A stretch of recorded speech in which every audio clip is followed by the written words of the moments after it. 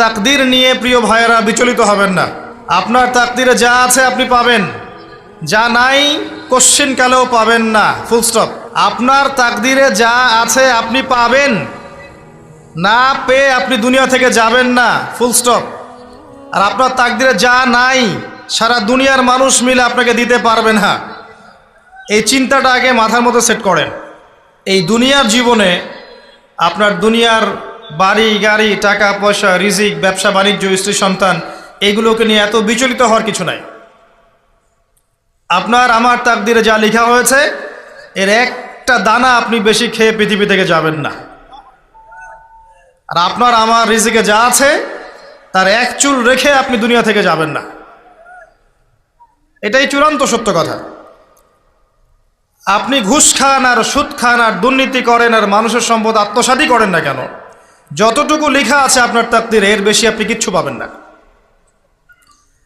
আর আপনি হালালে থাকার জন্য যতই কষ্ট করেন, হালালে আছেন, সবজি বিক্রি করে খাচ্ছেন, আপনি ছোটোখাটো ব্যবসা করছেন, মানুষ আপনাকে দাম দেয় না, আন্ডার এস্টিমেট করে, গরিব বলে, ফকির মিসকিন বলে, কিন্তু আপনার তাকদীরে যা আছে আপনি সেটাই পাবেন, এর বেশি আপনি কিচ্ছু পাবেন।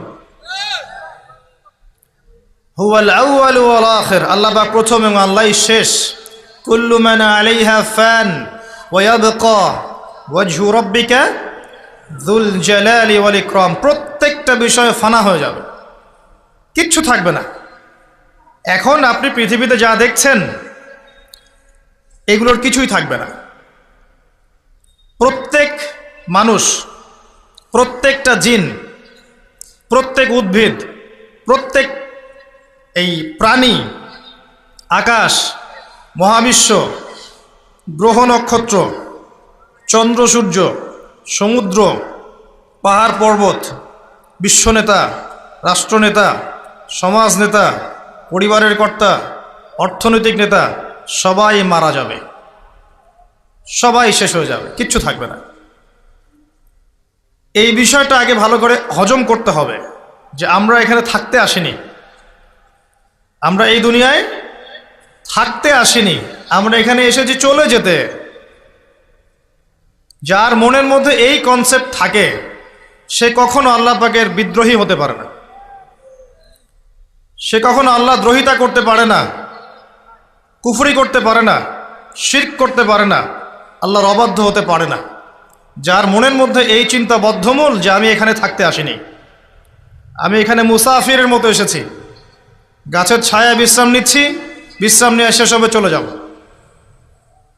যারাই আল্লাহ দ্রোহিতায় লিপ্ত হচ্ছে, শিরিক করছে, বেদাত করছে, হারাম খাচ্ছে, ঘুষ খাচ্ছে, সুদ খাচ্ছে, জেনা করছে, আল্লাহ দ্রোহিতা করছে, আল্লাহর বিধানকে অস্বীকার করছে, তারা ইনডাইরেক্টলি ধরে নিয়েছে যে তারা মনে হয় পৃথিবীতে চিরকাল থাকবে। কারণ যদি কিয়ামতের মাঠের কথা তাদের স্মরণ থাকতো তারা কখনোই কাজগুলো করতে পারতো না, পারতো? এবার আসেন, আল্লাহ পাক কলম সৃষ্টি করে তাকদীর লিখেছেন, অতএব তাকদীর নিয়ে প্রিয় ভাইয়েরা বিচলিত হবেন না। আপনার তাকদীরে যা আছে আপনি পাবেন, যা নাই কোশ্চিন কালেও পাবেন না, ফুল স্টপ। আপনার তাকদীরে যা আছে আপনি পাবেন, না পেয়ে আপনি দুনিয়া থেকে যাবেন না, ফুল স্টপ। আর আপনার তাকদীরে যা নাই সারা দুনিয়ার মানুষ মিলে আপনাকে দিতে পারবে না। এই চিন্তাটা আগে মাথার মধ্যে সেট করেন। এই চিন্তা যার মধ্যে ইনস্টল করা আছে সে আত্মহত্যা করে না কখনো, সে হতাশ হয় না কখনো, সে ভয় পায় না, আল্লাহর পথে চলতে গিয়ে পিছু পা হয় না, সে জালেমের সামনে মাথা নত করে না। যার মাথায় এই চিন্তা আছে যে আল্লাহ যা লিখেছেন এটা হবে, যা লিখেন নাই সারা দুনিয়ার মানুষ মিলে সেটা হবে না, সিম্পল। এর মধ্যে আল্লাহ পাক পরীক্ষায় ফেলবেন, ওই বিষয়টা ডিফারেন্ট। আমি অবশ্যই তোমাদেরকে পরীক্ষা করব ভয় দিয়ে, ক্ষুধা দিয়ে, সন্তানের ইন্তেকাল দিয়ে, ফসলের ক্ষতি দিয়ে, সম্পদের ক্ষতি দিয়ে আমি পরীক্ষা করব। কিন্তু যারা সবর করবে এবং যারা এই কনসেপ্ট রাখবে ইন্না লিল্লাহি ওয়া ইন্না ইলাইহি রাজিউন, এদেরকে আল্লাহ পাক প্রশংসা করেছেন, ইনশাআল্লাহ এরা সফল হবে। আল্লাহ পাক তাকদির লিখে ফেলেছেন, তাকদির নিয়ে টেনশন করবেন না, রিজিক নিয়ে টেনশন করবেন না। এখনকার যুব সমাজের সবচেয়ে বড় টেনশন রিজিক। একটা জব, একটা ভালো জব, একটা ভালো ব্যবসা, সে সিকিউরড লাইফ চাচ্ছে। রিজিক নিয়ে চিন্তা করবেন না। আপনার কাছে যে রিজিক আছে এটা আপনার কাছে আসবেই ইনশাআল্লাহ। হয়তো সময় লাগছে কিন্তু আপনার কাছে আসবে ইনশাআল্লাহ তাআলা। আপনি হালালের উপর থাকবেন, ন্যায়ের উপর থাকবেন। আপনি অন্যায় পথে রিজিক সার্চ করবেন না। আপনার তাকদিরে যে রিজিক আছে আপনার কাছে আসবে ইনশাআল্লাহ। এবার আসেন, আল্লাহ পাক এরপরে সৃষ্টি করেছেন মহাবিশ্ব। এই পুরো মহাবিশ্ব তাকদির লিখার পরে মহাবিশ্ব কয়দিনে? ফি সিত্তাতি আইয়াম, 6 দিনে। মাত্র 6 দিনে আল্লাহ পাক পুরো মহাবিশ্ব সৃষ্টি করেছেন।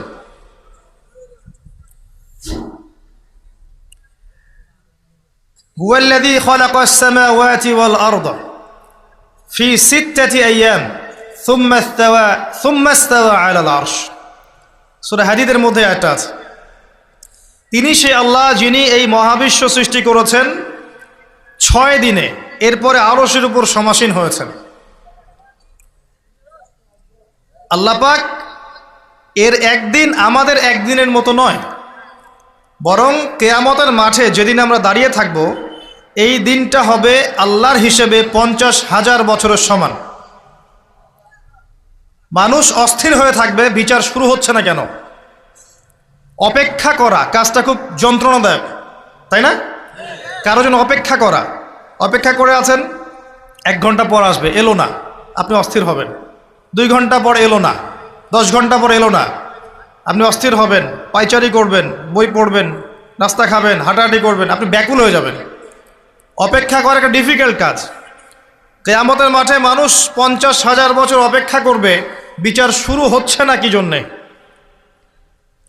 সবাই গিয়ে ধন্না দিবে, প্রথমে আদম আলাইহিস সালাম, তারপরে নূহ আলাইহিস সালাম, ইব্রাহিম, মূসা, ঈসা আলাইহিমুস সালাম। আল্লাহর কাছে একটু সুপারিশ করেন, বিচার যেন শুরু হয় অ্যাটলিস্ট। কেউ কিচ্ছু করতে পারবে না, কারণ সবাই বলবে ইয়া নাফসি, ইয়া নাফসি। দূর থেকে একজনের আওয়াজ আসবে, যিনি ইয়া নাফসি বলছেন না, যিনি বলছেন ইয়া উম্মতি, ইয়া উম্মতি। সবাই তার কাছে যাবে এবং তিনি আমাদের নবী মুহাম্মদুর রাসূলুল্লাহ সাল্লাল্লাহু আলাইহি ওয়াসাল্লাম সিজদায় পড়ে যাবেন এবং তার উম্মার জন্য সুপারিশ করবেন। উম্মার কবিরা গুনাহগার ব্যক্তিদেরকে সুপারিশ করে তিনি জান্নাতে নিয়ে যাবেন ইনশাআল্লাহ। আল্লাহ তাকে ওয়াদা করেছেন, হে নবী, তোমার উম্মতের কোনো ব্যক্তি যদি শিরিক না করে আমার সামনে উপস্থিত হয় আমি তাকে মাফ করে দেব ইনশাআল্লাহ। হাদিসে কুদসির মধ্যেও আছে যে হে আদম সন্তান, তুমি যদি দুনিয়ার সমান পাপ নিয়ে, আসমান জমিন সমান পাপ নিয়ে আমার সামনে দাঁড়াও, কিন্তু আমার সাথে কাউকে শরিক করনি, তাহলে আমি আল্লাহ তোমার সামনে আসমান জমিন সমান ক্ষমা নিয়ে উপস্থিত হব ইনশাআল্লাহ। শোনেন, 1,999 জন মানুষ জাহান্নামে যাবে। প্রতি 1,999 জন মানুষ জাহান্নামে যাবে। সহিহ বুখারীর হাদিস 4 বার এসেছে।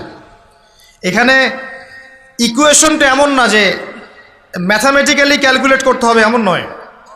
এটা দিয়ে আধিক্য বোঝানো হচ্ছে, বেশিরভাগই জাহান্নামে যাবে। এই কথা আল্লাহ পাক কিন্তু সূরা আরাফের মধ্যেও বলেছেন 179 নম্বর আয়াতে, ওয়ালাকাদ যারানা লিজাহান্নামা কাসীরাম মিনাল জিন্নি ওয়াল ইনস। একই বিষয়ে কোরআন হাদিস পরস্পর মিলে যায়। এখানে একটা বিষয় বুঝতে হবে, আল্লাহ পাক বলেছেন সূরা নিসার মধ্যে, ইন্নাল্লাহা লা ইয়াগফিরু আন ইউশরাকা বিহি ওয়া ইয়াগফিরু মা দুনা যালিকা লিমান ইয়াশা। আল্লাহ পাক তার সাথে শিরকের গুনাহ মাফ করবেন না, এছাড়া যে কোনো গুনাহ আল্লাহ পাক যাকে ইচ্ছা মাফ করতে পারেন। তার মানে যে বেশিরভাগ মানুষ জাহান্নামে যাচ্ছে তাদের আমল নামায় কোন পাপ থাকতে পারে? কথা বোঝা যাচ্ছে কি? নিঃসন্দেহে তাদের আমল নামায় শিরকের পাপ থাকবে। এটা বুঝতে আপনাকে পিএইচডি করার দরকার নাই। আল্লাহ পাক শিরক ব্যতীত যে কোনো পাপ যাকে ইচ্ছা মাফ করতে পারেন। তার মানে তারা জাহান্নামে যাচ্ছে বিকজ অফ শিরক। আমাদের মুসলিমরা এখন শিরক বোঝে না, অমুসলিমরা তো শিরক করেই। যেমন কেউ বলছে ওয়াকালাতিল ইয়াহুদু উযাইরুন ইবনুল্লাহ, ইহুদিরা বলছে উযাইর আল্লাহর সন্তান, নাউযুবিল্লাহ, শিরক। অথচ ওরাই এখন বিশ্বকে রুল করছে, তাই না? ওয়াকালাতিন নাসারা আল মাসীহ ইবনুল্লাহ, নাসারা বলছে যে ঈসা ইবনে মারইয়াম আল্লাহর সন্তান, তাই না? অথচ ওই সভ্যতাই এখন বিশ্বকে রুল করছে। যালিকা কাউলুহুম বিআফওয়াহিহিম, এটা ওদের মুখের কথা, এটা জাস্ট মুখের কথা। আবার অনেক সময় দেখা যায় যে আল্লাহকে বাদ দিয়ে আমরা মাধ্যম পূজাও করছি। অমুসলিমরা তো শিরক করছেই, যারা মুসলিম তারা দেখবেন আল্লাহকে বাদ দিয়ে মাধ্যম পূজা শুরু করেছে। মাজারের পূজা করছে, কবরের পূজা করছে, মৃত ব্যক্তির ওসিলায় পার পাওয়ার চেষ্টা করছে। মুসলিম থেকে দেখবেন তাকদীরকে অস্বীকার করছে, আল্লাহর হালালকে হারাম করছে, আল্লাহর হারামকে হালাল করছে। মুসলিম থেকে দেখবেন যে হাতে একটা আংটি পড়েছে, ভাই কী জন্য পড়েছেন? এই রোগ ভালো হবে আমার। গলায় একটা বালা ঝুলিয়েছে, কোমরে একটা মাদুলি, ভাই এগুলো কেন? এগুলোতে রোগ ভালো হবে। মুসলিমদের কথা বলছি, অমুসলিমদের কথা বাদ দেন। যারা বলছে আল্লাহর সন্তান আছে, ওদের কথা তো বলার দরকার নেই আমাদের, কারণ এগুলো স্পষ্ট শিরক। তবে এতটুকু বলি যে 25শে ডিসেম্বরে যারা বলেছে মেরি ক্রিসমাস, বলেছে না? 25শে ডিসেম্বর যারা বলেছে মেরি ক্রিসমাস, মুসলিমদের মধ্যে এরা স্বীকার করে নিয়েছে যে ওই দিন আল্লাহ রাব্বুল আলামিন ঈসা আলাইহিস সালামকে জন্ম দিয়েছেন। নাউযুবিল্লাহ, নাউযুবিল্লাহি মিন যালিক। আর এটা এত বড় একটা কথা, এই কথা যদি আসমান জমিন আর পাহাড় শুনে রিয়্যাক্ট করতে পারতো, থরথর করে কেঁপে ভেঙে যেত এরা। সূরা মারিয়ামের শেষের দিকে পড়ে দেখেন, ওয়াকালু ইত্তাখাযা আর-রাহমানু ওয়ালাদা লাকাদ জি'তুম শাইআন ইদ্দা তাকাদু আস-সামাওয়াতু ওয়াল আরদু ইয়াতাফাত্তারনা মিনহু ওয়া তানশাক্কুল আরদু ওয়া তাখিররুল জিবালু হাদ্দা। পড়েন অর্থটা। আসমান জমিন পাহাড় যদি এই কথা শুনে রিয়্যাক্ট করতে পারতো, এরা চৌচির হয়ে যেত। এত বড় একটা কথা বলেছো তোমরা যে ঈসা আলাইহিস সালামকে আল্লাহ পাক জন্ম দিয়েছেন, নাউযুবিল্লাহ। তো এরা তো শিরক করছেই। মুসলিমরাও দেখবেন এই যেগুলো বললাম, আল্লাহকে বাদ দিয়ে অন্যের কাছে দোয়া করছে, আল্লাহকে বাদ দিয়ে অন্যকে সেজদা করছে, আল্লাহকে বাদ দিয়ে অন্যের কাছে নজর মানত করছে, আল্লাহকে বাদ দিয়ে অন্যের জন্যে জবাই করছে, আল্লাহর তাকদীরকে অস্বীকার করছে, আল্লাহর হালালকে হারাম করে নিচ্ছে, আল্লাহর হারামকে হালাল করে নিচ্ছে। দেখবেন মুসলিমরা করছে। এবার মুসলিম জেনারেশন, এমন একটা প্রজন্ম বের হয়েছে এখন, ইয়াং জেনারেশনের, তারা বলছে যে এই মহাবিশ্ব বিগ ব্যাং থেকে সৃষ্টি হয়েছে, আল্লাহ বলতে কিছু নাই। আপনি বোঝেন কি কারণে প্রতি হাজারে 999 পিপল জাহান্নামে কেন যাবে? কারণটা কি? শিরক। আর এই শিরকটা হচ্ছে আপনার চিন্তায়, আপনার কথায় এবং আপনার কাজে। চিন্তার মধ্যে শিরক। যেমন একজন ব্যক্তি চিন্তা করে আকীদা যে আল্লাহ ছাড়া অমুকও সন্তান দিতে পারে, এরকম আকীদা নাই মুসলিমদের? আছে। একজন বলছে আল্লাহ কল্যাণের মালিক আর শয়তান হচ্ছে অকল্যাণের মালিক। কথাটা শুনতে খুব ভালো লাগে না? অকল্যাণ হয়তো আল্লাহর পক্ষ থেকে আসে না, আল্লাহ পবিত্র, অকল্যাণ শয়তানের পক্ষ থেকে আসবে। ব্যাপারটা কি এমন? ভালো মন্দ, কল্যাণ অকল্যাণ, দুঃখ কষ্ট সুখ সবকিছু কার পক্ষ থেকে আসে? এমন নয় যে ভালোগুলো আল্লাহ দেন, অকল্যাণগুলো শয়তান দেয়, নাউযুবিল্লাহ। এরকম আকীদা আছে মানুষ। কিছু মানুষ বলছে তাকদীর বলতে কিচ্ছু নাই, মানুষ নিজেই তার কর্মের নিয়ন্ত্রণ, শিরক। কিছু মানুষ বলছে যে ভাগ্যই সব, মানুষের কাজের কোনো স্বাধীনতা নাই, মানে ভাগ্যই সব, আমার কাজের কোনো স্বাধীনতা নাই, আমি কলের পুতুল। চুরি করেছো কেন? আল্লাহ তাকদীর লিখেছে তাই। সুদ খাও কেন? ঘুষ খাও কেন? রিলিফের মাল মেরে খাও কেন? আল্লাহ তাকদীর লিখেছে তাই। এরকমও কিছু মানুষ আছে। প্রত্যেক পদে পদে আপনি শিরক পাবেন। আপনি আল্লাহকে ছাড়া সেজদা দেখতে পারবেন, আল্লাহকে ছাড়া মানুষ নজর করছে, মানত করছে, কসম করছে, কোরবানি করছে, সেজদা করছে, দোয়া করছে এবং ওসিলা পূজা করছে যে আল্লাহ বাদ দিয়ে অমুকে আমাকে পরকালে পার করিয়ে দিবে। নাউযুবিল্লাহ বলছেন ঠিকই, কিন্তু আমাদের দেশের বহু মানুষের আকীদা এমন। যে আমাকে পরকালে পার করায় দেওয়ার লোক আছে, সমস্যা নাই। শোনেন, পরকালের প্রতিটা সুপারিশ আল্লাহর ইখতিয়ারে।